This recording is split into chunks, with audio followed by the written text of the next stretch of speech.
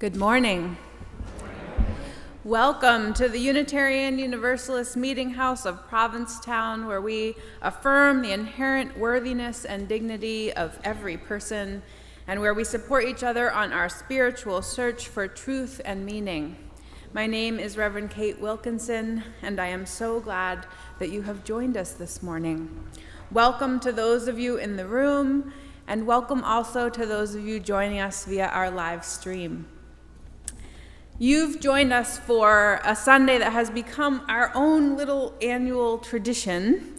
Around this time of year, every year, I notice people on the Outer Cape getting a little crispy around the edges. Toward the end of August, our patience is wearing a little thin, and our fuses are a little shorter. Our enthusiasm for being around other people is waning. Some of the locals are even a little bit, angry. It's both predictable and unsettling, and we've coined a word for it here in Provincetown. We call it Augustitus. So today is our annual Augustitus service, a chance to remove ourselves from the post-carnival fray a little, to center down within ourselves, to find a spot of inner peace that might help us make it through the next couple of weeks. And also to talk about that anger and what we can do with it, because it doesn't help to just pretend it's not happening. So that is the plan for today. But before we begin our worship service, I have just a few announcements to share. First, I want to say welcome and thank you to Andrew Sheranian, our guest pianist and organist today.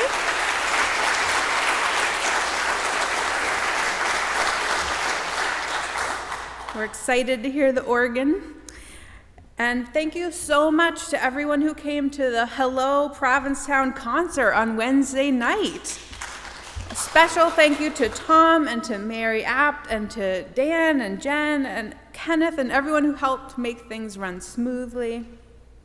And speaking of concerts, the Celebration of Life concert is coming up on Friday, September 6th. If you haven't been before, this is an absolutely must-see event. It's the night before the Swim for Life in town, and all the musicians who are still in town perform one piece from their show or just a favorite song of theirs to a packed house here in our sanctuary.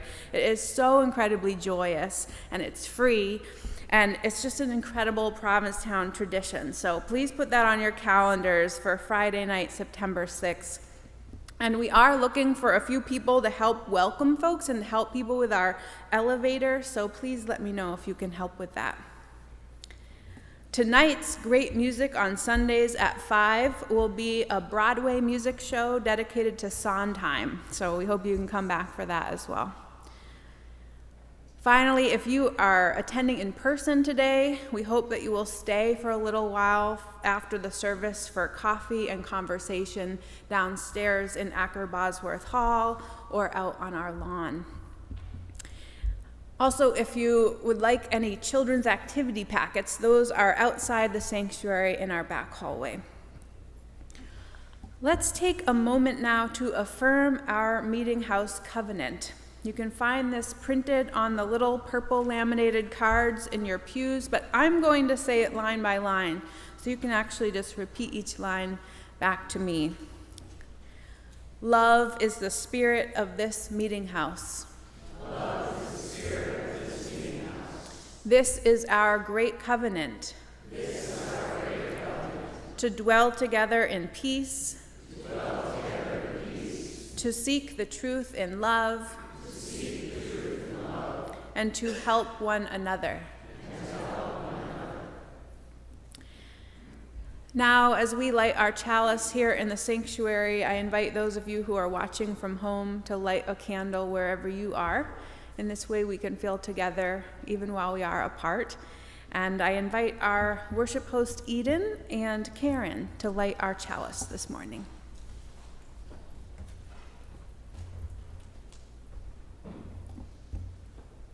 Good morning.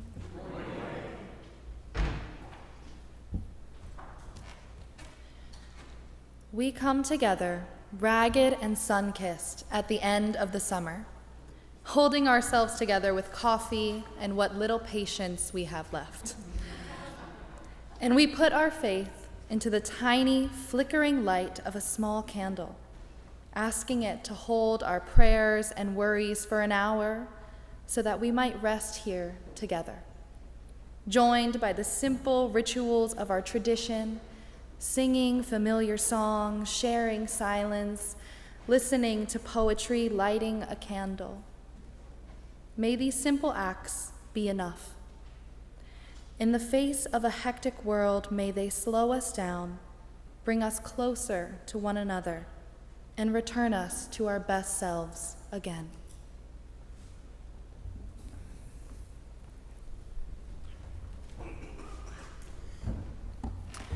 Won't you please join me in singing our opening hymn? This is number 4 in our gray hymnals, I Brought My Spirit to the Sea. That's number 4, I Brought My Spirit to the Sea. Please rise as you are able.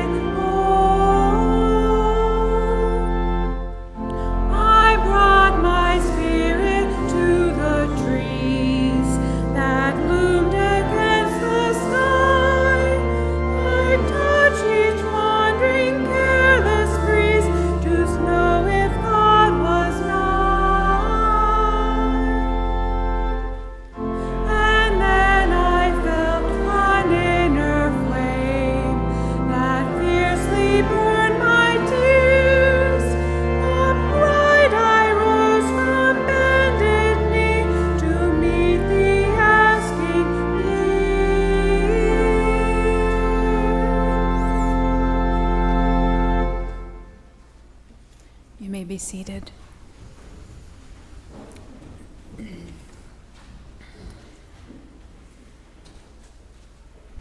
As we settle more deeply into our time together, I invite you to join me now in a short guided meditation. And this one comes to us from Dr. Claire Roberts, a British psychologist who leads something called Generation Calm. And it's an online community that offers some great tools for reducing stress and dealing with anxiety. After our short guided meditation and a few moments of silence, we will sing together Spirit of Life, hymn number 123 in the gray hymnals. You can also find the words to this song printed on the purple laminated cards in your pews. We'll sing it first in English and then in Spanish. But first, let us enter into a calm time together. Find a comfortable position. And close your eyes if that is comfortable for you. Allow your mind, body, and breath to settle like a snow globe. Your thoughts slowing down, your breath growing slower. Take a slow breath in and gently let out a long, even exhale.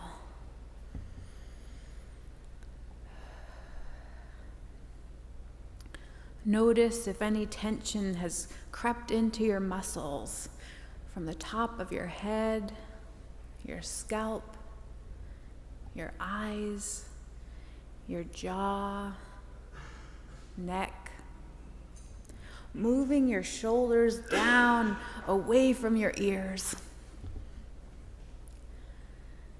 Allow the relaxation to continue down into your stomach, your back, your pelvis and hips, melting away tension through your thighs, your knees, all the way down to your feet. Think about how things have been for you today, and then release it. It's okay to be having a stressful day, a sad day, an angry or emotional day. And it's good to know that emotions change quickly. So what might seem overwhelming right now will soon work itself out. You can go back into the world feeling refreshed and calm. But first, allow a word to come to mind of how you wish the rest of your day to go. What is your word for today?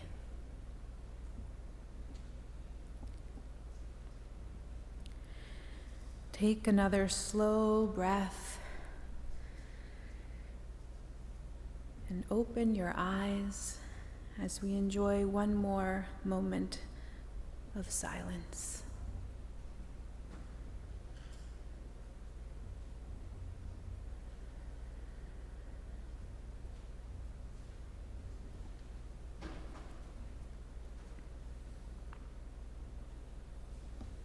Thank you. Now we will sing together Spirit of Life.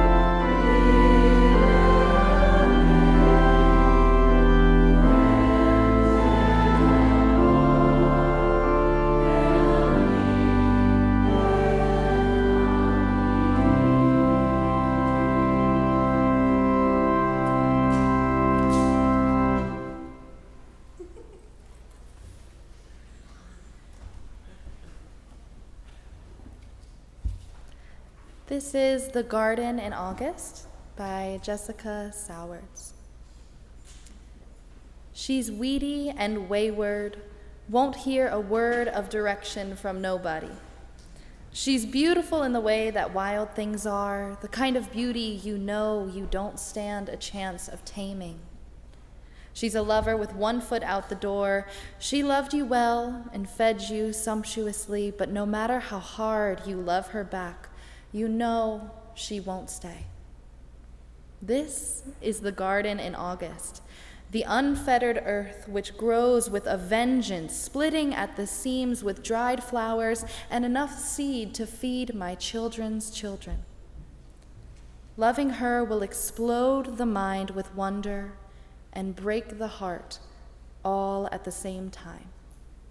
And even still, I swan dive into this Beulah land each time just to see the blossoms and taste the fruits is worth every time I have to watch her go.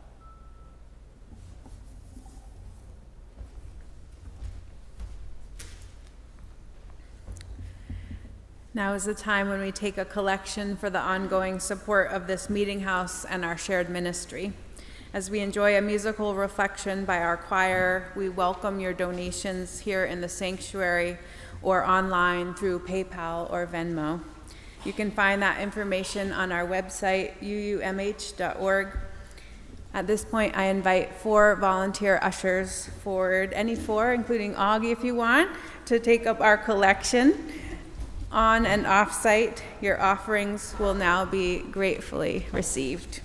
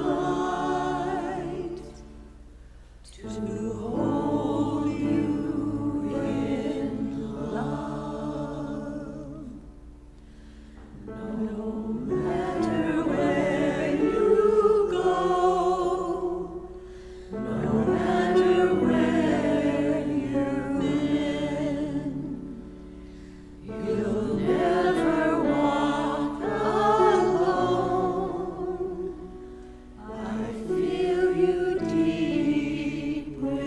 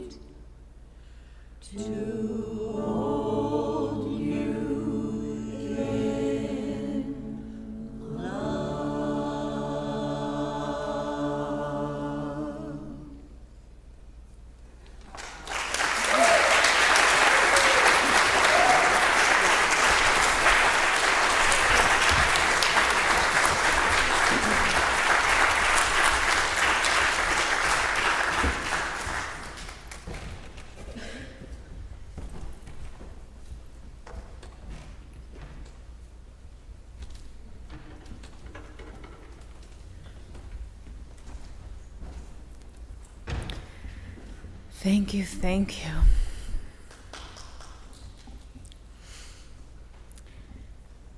Here we are, the end of summer. Some of us are bemoaning the end of vacation, the approaching school year, or return to work. Others of us are counting the days till Labor Day. However we approach this season, it is a full and busy one. August is a time of great abundance. Our gardens are overflowing with both beauty and weeds. Our inboxes are overflowing. I love Robert Reich, but I wish he would stop emailing and texting me. And certainly, Commercial Street is overflowing with people. Be careful as you leave here, friends. Check for bicycles. Don't run over any pedestrians with their ice creams. They are not watching for cars, and they do not see you.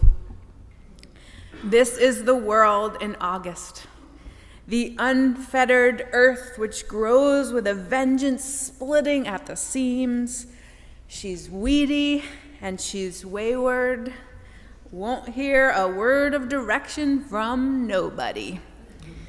She's beautiful in the way that wild things are, the kind of beauty you know you don't stand a chance of taming. And we're tired, aren't we, of trying to tame the world? It's round about this time every year that we fully realize that we are not in control. No one is listening to us, not the weeds or the politicians or the pedestrians. And we can either find our place in the crowd and let it sweep us along, or we can step away. When our emotions begin to overwhelm us, we can let them carry us, or we can step away. And so we come together this morning to gain a few more tools for how to take the second approach. I love that opening reading that Eden shared. It was written by a woman named Jess Sowards, who I follow on YouTube. She is a homesteader in South Carolina. Her channel is called Roots and Refuge, and I love her gardens. And she also has a lot of animals, but that interests me less. Although it is kind of meditative to watch her milk the cows and goats by hand, the swish, swish, swish into the bucket. Yes, this is how I spend my free time.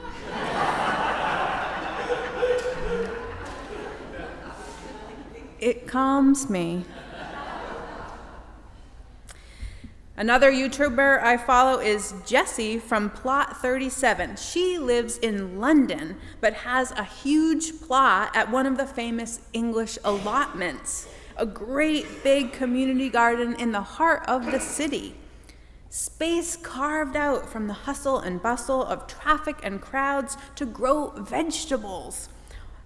They call it veg in England. I just love how they say things. It's a beautiful allotment, and she films a weekly garden tour there. It comes out on Tuesdays, and she's been doing this since the COVID-19 lockdown of April 2020. And that is exactly when I first started watching YouTube gardening videos. Now, it's much bigger than my plot at the local community garden. She even keeps chickens there. So the girlies, as she calls them, are also part of the weekly tour, and we get to watch her plan and plant and harvest along with her mother. It's usually quite relaxing, but from time to time, there is some drama. And mostly the drama is caused by something that I do not ever have to face in my own garden, which is badgers. You thought it was going to be the mother, didn't you? Now, thankfully, we do not have badgers around here, but they do have them in England, and they are a real pain, let me tell you. They are black and white like skunks, but they have a much bigger squatter body and long noses and claws for digging. They are known for their digging. They like to dig stuff up, especially freshly planted stuff. And they don't even eat it. They just dig it up, and they hunt for the insect larvae and snails in the freshly turned soil. So badgers are a real pain, and they are protected. In 1992, England passed the Protection of Badgers Act. It is illegal to catch or to harm or to kill or even to move a badger. And you cannot block a badger's access to its set, which is an underground den made up of a network of tunnels and chambers.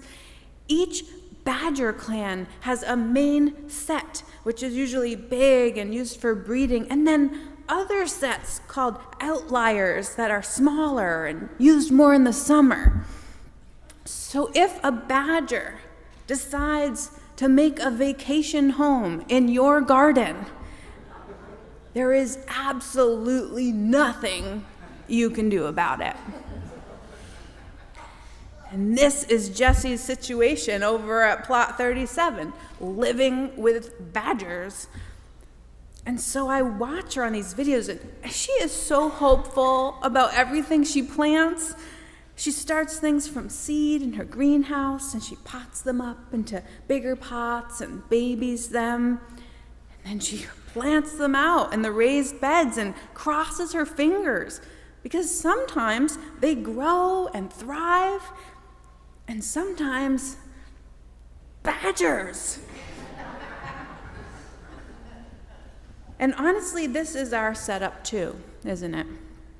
We start our day with hopes and dreams and care, and some days things go well. And some days our own version of badgers come in and just tear everything up. In fact, I was just finishing up writing this sermon on Friday when I got a call from the blood lab saying that I would have to come back for a third time because something had gone wrong with my order again. And did I mention that this blood lab is an hour and 40 minutes away? Because for some reason the computers at Mass General Hospital will not talk to the computers at Quest, because I don't know why. Do you know why? This is ridiculous. And did I mention that it was a Friday afternoon on the Cape in the summer? And then this morning, as I was preparing the children's packets about what to do when the world frustrates and angers you, my smoke detector in the hallway started chirping. And the ceilings in our hallway are like 12 feet tall. And that meant getting a ladder from the neighbor, and then we put it up, and then we were out of batteries. Frustration is just baked into the system. We cannot get away from it. We can only decide how we respond to it. And we get endless practice in that. It's like the badgers being protected. I know that Jessie has a choice. She could give up. She could stop planting because it is so frustrating to have a badger dig up what you so carefully brought to life. I wouldn't blame her for that. But she doesn't. She rages for a few minutes and then walks away. She looks at the bigger picture. She walks around the whole plot, and she spends time in parts of the garden that are thriving and bring her joy. She remembers why she loves gardening in the first place. And when she's calmed down, she goes back to the site of the badger damage, and she smooths out the dirt where they've been digging, and she replants what she can, and she puts the rest of the debris into the compost. She gives the plants a good water, and she moves on. You know, she could sit longer in the anger. She could just plop down there next to the badger hole and cry tears of frustration. But then she'd miss the rest of the garden. She'd miss all the things that were growing well. This raging, though, is an important step. I don't think she'd be successful in moving on if she skipped that, really, because it would just be stuffed inside somewhere, oozing out the edges, infecting her time in the garden. So she lets it out for the camera. Badgers. Perhaps she senses us watching from home, full of empathy. Perhaps this bonds her to the fellow allotment owners. They're in this together. Badgers. So annoying. Getting a little sympathy helps in the moving on. I am sending you light. That's what I did on Friday. I called a few family members to rage and get sympathy for how unfair this was. And then I got in the car, headed to Pembroke. That's the closest Mass General satellite location. And I give myself credit. I was kind to the phlebotomist there, who was the one I had spoken to on the phone. You know, it wasn't her fault after all. And she felt so bad for me, she rushed me to the front of the line. Can you do anything fun while you're off Cape? She asked. And that's what I did. On the way home, I stopped to see a friend, and I treated myself to some Thai food from my favorite little hole-in-the-wall takeout place in Plymouth. Keith and David, don't you miss Star of Siam? Oh, God, that place is so good. And you know what? By the time I'd done all that, the traffic wasn't that bad. And after a little slowdown at the bridge, it was smooth sailing home. Endless opportunities for practice. And I'm thinking back to our Unitarian Universalist General Assembly, which happens every June. It's the big gathering at which joint decisions are made about things to do with our religious institution and how we conduct ourselves. Sometimes it's joyous, and sometimes it's a bit fraught. It comes at the tail end of the church year when people are tired. Ministers in particular are pretty tired by June. It's Unitarian Universalism's version of August in Provincetown. So it's a pretty hard time to be making decisions together, really. And this year we were making some big decisions, right? Like getting rid of our beloved 7 principles and embracing the proposed new language in Article 2 of our bylaws about the shared values of justice, equity, transformation, pluralism, interdependence, and generosity. Jet pig. With the word love at the center. Now, I told you all that in the end, this did pass by huge margins, but I'm not sure I explained to you just how tense it was at General Assembly this year, how angry people were, because of course change is hard. And maybe not enough time was spent letting people grieve what they were losing before being asked to embrace something new. I think we skipped that step, and that was a mistake. Because our grief was definitely oozing out the edges, and it was coming out as anger. And there wasn't much sympathy to be had.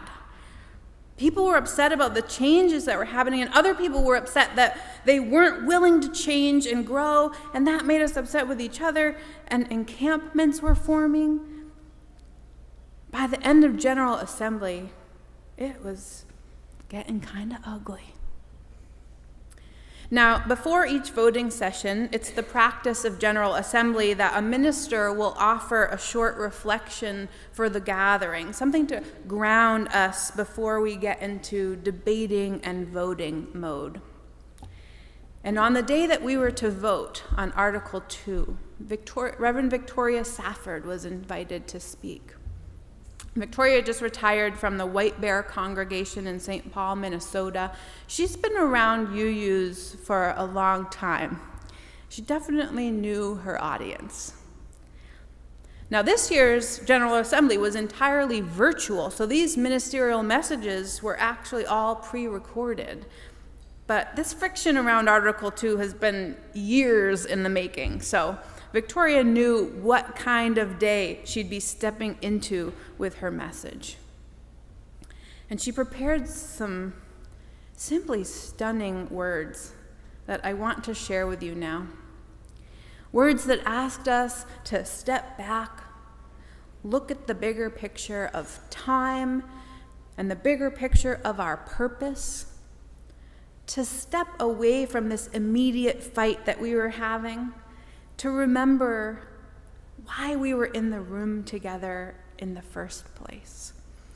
And even though Article 2 is already passed, I think her message is still really relevant to us. It's relevant to the November election for sure. In fact, I plan to share this reflection with you again on whatever Sunday is closest to Election Day. We'll need it then. But it's also relevant to our lives together now, to our season of Augustitus, and to being in community in general, which is hard. Here's what she said as 1,000 frazzled, opinionated people watched. Friends, let's take a breath. Breathe deep the spirit of life and know that by breath we are bound to one another, to every living thing, and the rain and the land, the larger love and mystery that transcends our understanding. Breathe deep, and wherever you are, be grateful. Here together, we are in good company. We're also a small company. Today's vote is momentous for us, but we are small within the wider world, and this day is small within eons of time, both future and past. What we do here matters deeply, yet in context, we know that this may not be the most important election of 2024. Beyond our UU world, Victoria said, the wider world is weeping, aching, dancing, and changing. Within our little worlds, our congregation, our households, we ourselves are weeping and aching, singing and struggling. Our vote today matters, and yet, in some ways, nothing changes either way. We still need, each of us, a Unitarian Universalism to anchor us, steady us, challenge us, unsteady us, infuse our days with gratitude, and bless our nights with hope.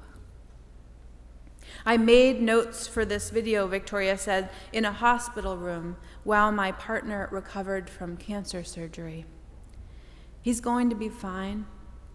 But still, the Unitarian Universalism I need right now and always is not the clenched fist of bickering, nitpicking, theoretical arguments, but the open heart of brave hope and unrelenting love.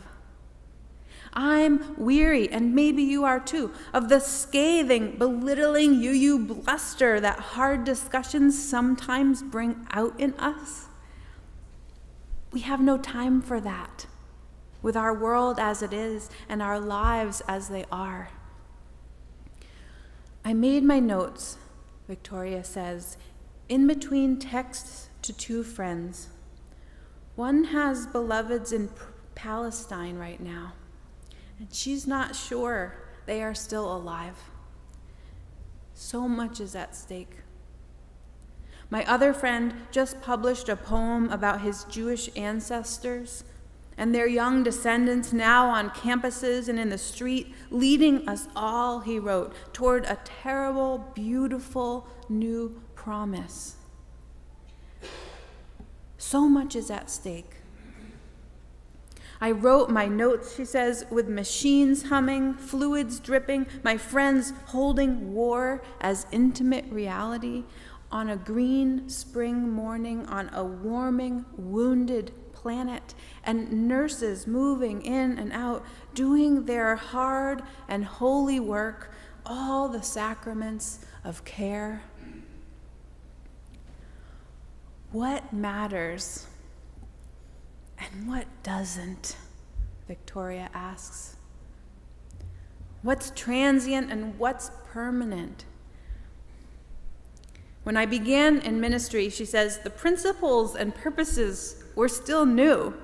And then, as now, people tore their hair, rent their garments at GA, lined up at microphones to decry the death of our tradition, the top-down imposition of creeping creedalism that would destroy our movement.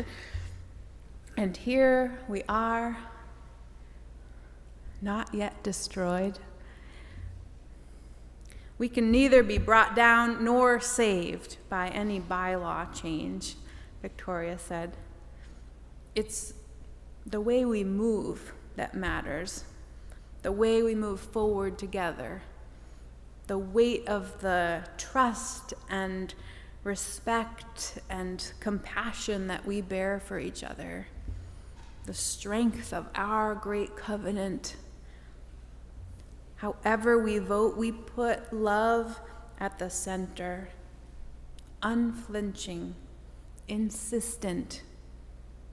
This free faith we so cherish reveres the past and trusts the dawning future more. We believe in evolution unfolding always, not unraveling. And revelation is not sealed. So take a breath. What matters to you in this vote? What is one thing that matters? And what will happen to that thing if the vote does not go your way? What will truly be lost? And what won't if it's true? What will abide either way, still holding you, still calling out your name? And if the vote goes the way you hope it will today, Victoria said, how tomorrow and in the days to come will you reach out to your people, your UU family? And I mean those who don't agree with you, who may not be like-minded, but surely are like-hearted. If the vote goes the way you want, how will you resolve to be an agent of healing, a brave, humble channel of healing and hope? Friends, however it goes, Victoria said, we must stay hand in hand, drawing our circle more wide. And so I say to you, here at the tail end of the summer season, let's take a moment to step away, to step back and remember the big picture. The things that happen to us in a day might take up a lot of space, but we are small within the wider world, and this day is small within eons of time, both future and past. And here we are, not yet destroyed. What is important? Why do we live here? And why do we find spiritual community here? The Provincetown we need right now and always is not the clenched fist of bickering, nitpicking theoretical arguments on Provincetown community space and the road rage of Augustitus, but the open heart of brave hope and unrelenting love, the freedom to be ourselves without fear, the reasons we found refuge here in the first place, and the country that we need right now and always is not the clenched fist of political debate and name-calling, the war between wokeness and traditional family values, but the open heart of brave hope and unrelenting love for neighbor and love for the wider world, the freedom of democracy. So if that is the refuge that we seek, let us strive to be that refuge for others. And when the badgers get to be too much, let's take a moment to commiserate, to sympathize, to send each other light, and to step away and move on. The rest of the garden is waiting. May it be so. Amen, and blessed be. Please join me in singing our closing hymn. This one is from our Teal Hymnals, Singing the Journey, and it's number 1015, I Know I Can. Number 1015 in the Teal Hymnals, I Know I Can. Please rise as you are able.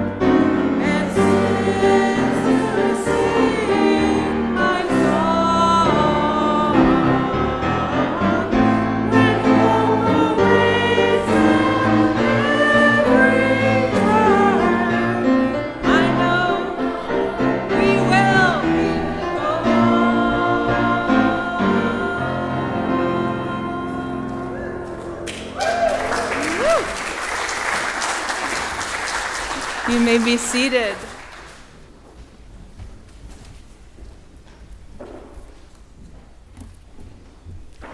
It has become our practice to pose a question based on the theme of the service each week. It can be a topic of sharing at coffee hour today or with friends during the week. If you'd like to delve deeper into this topic, we invite you to our midweek Zoom coffee hour on Tuesdays at 5 p.m. Please let Kenneth in the office know if you need that link. Our question this week is, what helps you to move on to the rest of the garden when the badgers have made you angry? What helps you to move on to the rest of the garden when the badgers have made you angry? And I'll end with these closing words. Loving her will explode the mind with wonder and break the heart all at the same time. And even still, I swan dive into this Beulah land every time. Just to see the blossoms and taste the fruits is worth every time I have to watch her go. Please enjoy your day in Provincetown. Go in peace.